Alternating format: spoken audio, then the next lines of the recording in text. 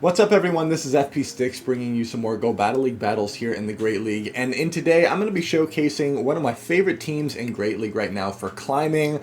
It is Greninja in the lead, Shadow Dustclops on the safe swap, and Jumpluff in the back. Now I have ran this pairing of Greninja and Shadow Dustclops before. It is such a strong core.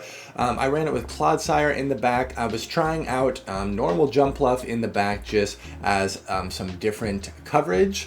It really protects you against fighting types in the lead, as well as giving you some play against the electric types as well, because you only hit neutral damage from that.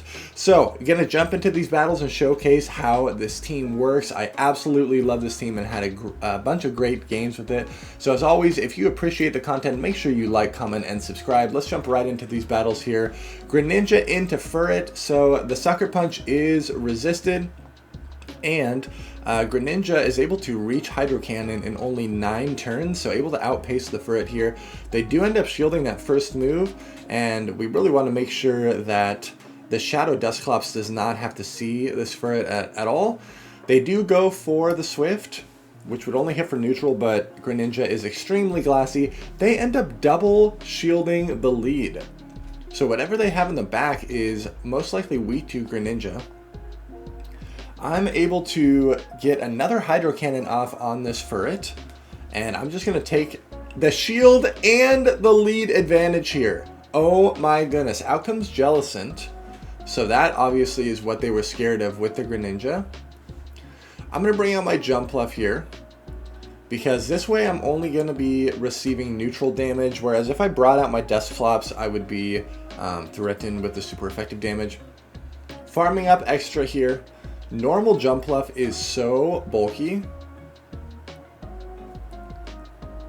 and if this is another Shadow Ball, it's probably going to do just enough to knock me out, so I will shield it and then continue to overfarm. In the back is a Wigglytuff, so in hindsight, preserving my Jumpluff was the correct play here. Able to get to 1 Energy Ball. I'm just going to throw this next Energy Ball immediately here, and then I can safely go into my Dustclops. I can actually commit to a full Hex down here. It doesn't matter what this Wigglytuff throws, because I'm going to be able to reach a Shadow Punch to handle that Jellicent. And we will be able to take this game here. So they were ABA weak to Greninja. I've really found that Greninja either like absolutely core breaks a team or really struggles to find a matchup. But when it is in the right scenario, it does a lot of damage. So in this matchup against Feraligatr, you would assume that this is favorable for Greninja, and it is, but the Hydro Cannons still end up being kind of threatening. And even though that Shadow Claw damage is resisted, that also adds up over time. Luckily, we do outpace to the Night Slashes here, and then they swap into a Marowak. I'm going to be able to get a last-second Hydro Cannon here. They do farm me down. But because I'm running Energy Ball on my Jumpluff, this is a much more comfortable matchup here. Obviously, the Mud Slaps are triple resisted here, but Rock Slide would hit for super effective damage. Down goes the Marowak. And what do they want to do here? They still have the Feraligatr. It's actually a Bastiodon in the back. Wow, a very unexpected team here. So this is going to be awkward. Thankfully, I do have Energy Ball on my Jumpluff, so I will be able to hit this Bastiodon from neutral. They actually shielded up that first move, probably anticipating that I was running Poltergeist or something like that. I need to keep my Dustclops alive no matter what. They catch on their Feraligatr. That's actually totally fine with me. I wanted to get rid of this thing anyways. Now, I know that I can still survive a Stone Edge from this range, but I can hopefully get 2 Shadow Punches off. And this actually looked like a CMP tie here, which is very good for me. This Stone Edge is not going to knock me out, but I'm not going to be able to reach another move. So I need to go into my Jumpluff, and I should be able to reach 2 Energy Balls here before they're able to get to 2 Stone Edges. I will survive 1 Stone Edge. And I actually get the defense fell on that Bastiodon. That doesn't make a difference, because as we can see, 2 Energy Balls would do enough damage to knock this out. And we are able to take that game there. Very interesting team from my opponent, but luckily our backline was able to handle that Bastiodon there. Greninja into a Thunderfang Steelix, Shadow Steelix. So I go for the Night Slash bait because most likely there is either a Galarian Moltres or a Mandibuzz in the back. I do no shield the Psychic Fangs, but I've actually run into the scenario where I have no shielded a Breaking Swipe before, and that ends up being really, really bad for me. I do get a shield advantage in the lead. And they go for another Psychic Fangs here. There's the Galarian Moltres. I need to be able to reach 2 Ice Punches here and see what they want to do. And then most likely it's a Fighter in the back. I've seen that team comp a bunch before. Shadow Steelix, and then Primeape or Annihilape, and then a Dark Flyer in the back. So there's the Primeape. I'm actually able to get a last second Shadow Punch off, which is huge. They end up shielding that. Jumpluff with 2 shields can easily take this game, and we will take it there. Good game. Greninja into Moltres. This is exactly what we want to see here. And out comes Quagsire. Again, because we do have Energy Ball, this is a pretty hard punish to the Quagsire. That Stone Edge does a lot of damage. I want to overfarm, but I don't want to get too greedy, because I do want some energy to be able to threaten their Galarian Moltres. They actually bring in a Scizor here. This is totally fine with me, but I do not want to get farmed down, so I'm going to throw both of these Aerial Aces and then most likely pivot into my Greninja once again. I can safely shield up whatever they're going to throw here. I have a shield advantage, and I'm just going to go straight for the Night Slash and knock this Scizor out, see what they want to do. They end up shielding that. And I'm going to end up shielding their Night Slash as well, even though it's resisted. They get the boost there, which is really unfortunate. They were trying to catch a Night Slash on their Galarian Moltres, but we do not let that occur. Able to reach 2 Hydro Cannons before they're able to get to a move here. And then their Scizor has to throw against our Greninja, because these Water Shurikens are adding up so much. They will be able to knock me out here with the Night Slash, but we have our Shadow Dustclops, which can easily hex down the Shadow Scizor, and we're able to take that game there. Greninja into Scizor. This is exactly where we want to see it. The Bullet Punch damage is resisted, and we outpace. They make an incredible catch on their Azumarill. Really nice play. So I'm going to go into my Jumpluff. Oh, this is the game where I play so terribly here. So you will watch how this plays out here. But I am going to throw the Energy Ball. And I really needed to shield this up. But I was scared that the Scizor was going to get a huge farm when they come back in. And I bring out Greninja here, hoping that somehow I can farm up a bunch of energy. But this is just not great. I have to shield up. They even go for an Ice Beam here. And I'm going to throw the Night Slash. This was also a misplay. I should have went for the Hydro Cannon and then tried to farm them down. But I'm having to spend so much energy on this Azumarill to try to have energy loaded for their Scizor when it comes in. It's actually a Water Gun Lantern. Very, very awkward so far. Very, very awkward. You're going to throw these Night Slashes. I still have not gotten a boost yet. But we're at back-to-back Night Slashes once again. Their Scizor has energy banked. I do get a boost on this move, thank goodness. That helps me out a lot. Able to pull a shield there. Not able to get to a last second move there is so unfortunate. This Lantern has so much energy banked. Their Scizor is still very healthy. They bring it in again, and at this pace, at this point in time, we're going to get outpaced. So there is no win con here. Man, really well played by my opponent, and really terribly played on my part. Lantern in the back. So Scizor, double water, really cool team for my opponent. Okay, another Shadow Steelix in the lead, and they are running Thunderfang.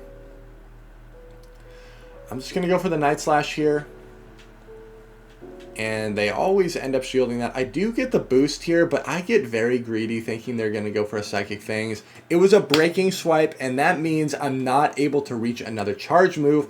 I now have a very healthy Shadow Steelix, that I have to deal with, and I'm still predicting that there's either a Mandibuzz or a Galarian Moltres in the back. I shield up the Psychic Fangs thinking that it might be a Crunch, so we are making all sorts of terrible plays here. It's actually a Jumpluff in the back, so luckily I have so much energy here that these Ice Punches are really going to be threatening. I'm going to throw another Ice Punch and see what they want to do. This is so awkward though. I'm really just banking on the fact that I'm hoping that there's a Primeape in the back. They're so ahead on energy here. I let the first move go through. It is an Acrobatics. That's terrible for me. I let the Aerial Ace go through. It is enough to knock me out. I have to fully commit to farming this down, but at this point, we're having to shield Aerial Aces, and it is not looking good. They're able to swap back into their Steelix. This was so terribly played on my part, and very well played against my opponent. This really makes me realize that against the Greninja, in the lead like that, it is so much more worth it to just shield, even if it's a Psychic Fangs, for the value that you can get. Shadow Annihilate in the lead is terrible. We're going to go into our Dustclops, and it's met with a Tinkaton. This is not a hard counter to Shadow Dustclops. But this can set me up for either a scenario where I can fight for switch advantage, or I can set myself up for a really nice Greninja farm down and then have energy to threaten the Annihilate. So regardless, I need to start burning their shields. They let that go through. I'm able to outpace to this Shadow Punch. Shadow Dustclops is such a monster, so quick getting to these moves here. And I'm noticing this Hex damage is really adding up. They throw on alignment here. They give me an entire free Hex. I'm going to commit to the farm down, and out comes a Lantern. It is a Water Gun Lantern, so at this point I can actually align my Greninja to the Lantern, get as much chip damage as possible, because I am recognizing that my Jumpluff is the win condition here. So Greninja is just going to be dead weight. I can totally sacrifice it here. I still have energy on my Dustclops, and it's very healthy. Now I can overfarm a ton on this Lantern. I'm going to farm up a ton of energy here. Getting hit by a Thunderbolt really does not matter that much. It does almost nothing. They try to catch on their Tinkaton, which was a nice play, but I wasn't actually going to throw there anyways. Out comes Lantern, and I think I go for like an undercharge here to try to be able to Fairy Wind them down. That was still too much damage though. But we're able to reach an Aerial Ace there. I get the final shield. I'm able to reach another Aerial Ace. This is just looking so good for us here. And then I throw another fast move instead of going for the immediate combo play, just in case they threw their move immediately, and we're able to take that game there despite a very terrible lead. Reggie Drago, this is not good. Going to go immediately into our Dustclops here, and they catch what they thought was going to be an Ice Punch on their Tentacruel, but we did just go for Shadow Punch. Shadow Dustclops having so much play in these secondary matchups. Really, really nice. I will shield up this Scald, and they are running Poison Sting. So this is a Tentacruel that's able to reach the charge moves pretty quickly here. They do end up shielding the Shadow Punch. They throw immediately, but I go for another Hex. This puts me in a very good spot. It is a Scald. I don't get the debuff. That's good for me. I'm going to fully commit to farming this down. Out comes the Reggie Drago. I'm going to go for the Ice Punch here and see what they want to do. They let that go through, and then I'm going to go for the Shadow Punch on this secondary move here. They do end up shielding that up, and they throw before I'm able to reach another Shadow Punch. Good energy management on their part. I do survive. They get even more of a farm down. Not good at all. I'm worried that they could outpace me to a Breaking Swipe if I bring in my Greninja, so I let that go through. I'm just going to throw this Aerial Ace and get rid of this thing immediately. What do they have in the back? It is a Cadilli, so kind of awkward here. I need to go into my Greninja immediately and pressure with these Hydro Cannons. I will survive one Rock Tomb on my Jumpluff, so I just need to put them in a range where my Energy Ball can knock them out. They go for Grass Knot, and they're most likely going to be able to reach the Rock Tomb right when I reach the Energy Ball. We do lose the CMP tie. Gonna be debuffed here. Does Energy Ball do enough damage to knock them out? I don't think so. This is going to be very, very close. They're not able to acid me down, and I'm barely able to reach the aerial ace to knock them out there. Good game. Cool team from my opponent. Greninja into a Cadilli. This is okay, especially if they're running acid. Yes, obviously Grass Knot would pretty much one-shot you here. But you're able to hit for pretty strong neutral damage. And it's good that our Jump Left doesn't have to see this. So people that lead Cadilli need some sort of a response to a Shadow Scizor in the lead. So that could be a number of things. Sometimes it's a fire type, and if that's the case, my Jump Left is going to be in a world of hurt. They come in with a Annihilate. It's actually a double ghost team, and I really enjoy this team as well that my opponent is running here. It's very cool. Cadilli double ghost running Spiritomb and I believe a Shadow Annihilate. They totally sacrificed their Spiritomb here, and now my Jumpluff is going to be in a great spot. I can safely bring out my Greninja, I think, here to get some more energy. And then I can just immediately throw... I'm actually going to throw one fast move and then queue up this Night Slash here, see what they want to do. I do get a shield, and now, honestly, with my Jumpluff, I can just go straight Aerial Ace here. I'm going to let the first move go through in case they go for a Rage Fist, but they do go for an Ice Punch. At this point in time, I don't think that this Annihilate is going to be able to keep up with our pacing here of Aerial Ace, and they recognize that and let the Annihilate go down. We're able to take that game. Good game. Malamar in the lead, Shadow Malamar, so we double resist the Psywave damage. Obviously Superpower would hit for a ton of damage. I go for a Night Slash here, which might be a little too greedy because my opponent ends up no-shielding it, but I'm committed to shielding my Greninja regardless.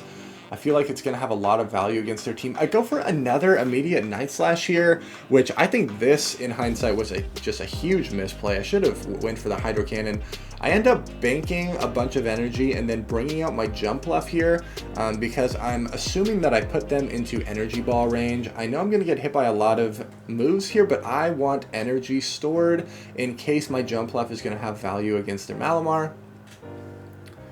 Going to throw this Energy Ball, and it should be enough to knock out the Furret. Down it goes. It's actually a Tinkaton. This is not good at all because this thing is going to be able to farm up a lot of energy here. So I just immediately swap out. Out comes the Malamar. I'm able to outpace to this Shadow Punch here. But this is going to be a very awkward endgame here. I still have that Tinkaton I need to deal with. I don't know if I can farm down this Malamar, but I have to shield this. I actually throw the Shadow Punch right away. I did not have a good count on my opponent's energy. They end up shielding. And because I think I threw immediately, this actually allows them to reach this foul play. I need to go into my Greninja. They bring out the Malamar, or the Tinkaton once again, able to reach a Hydro Cannon here, and it does massive damage to the Tinkaton. I need to reach an Energy Ball. They go for Play Rough. That does not take me out. I think they might have undercharged that to try to get a farm down here, but this Energy Ball should be enough to knock them out, and we're able to take that game. Out comes the Malamar one more time, but they do not have enough energy to knock us out. Very cool, exciting game there. Good game. I believe this is the last battle of the video here. A Mud Shot Quagsire. So this is a neutral lead, but most likely our Jumpluff is not going to have a good matchup in the back. They bait with Aqua Tail. That's so bad for us here. And really nice play by the opponent. Quagsire is such an awkward amount of bulk. Hydro Cannon does not knock them out. I no-shield this Aqua Tail. They're just trying to soften up my Greninja here because they're probably weak to it in the back. They probably have a Fire type in the back. I get the boost here. And what are they going to bring out? They bring out a Tinkaton. And again, I'm kind of like hard reading that they might have a Fire type in the back. So I make a kind of weird play here. I bring out Jumpluff, which all I can do is hit for resisted damage on this Tinkaton. In hindsight, this was a pretty dumb play. Because this is a terrible matchup for Jumpluff, and it even allows my opponent to just farm up a ton of energy here. But I was trying to really hard read the back line. At this point in time, I think I end up swapping into my Dustclops to just mix it up and see what they want to do. What is in the back? They're continuing to stay in here. Have to shield up this play rough. And it's actually a Drifblim in the back. So my Jumpluff had more play into the Drifblim than it would if it was a fire type. And potentially still bringing in my Dustclops to the Tinkaton would have been the play there. But my opponent's going to be able to absolutely destroy me with this backline. Well played. Thank you everyone so much for watching. Make sure to like, comment, and subscribe if you appreciate the content. Best of luck in your battles, and I will see you in the next video.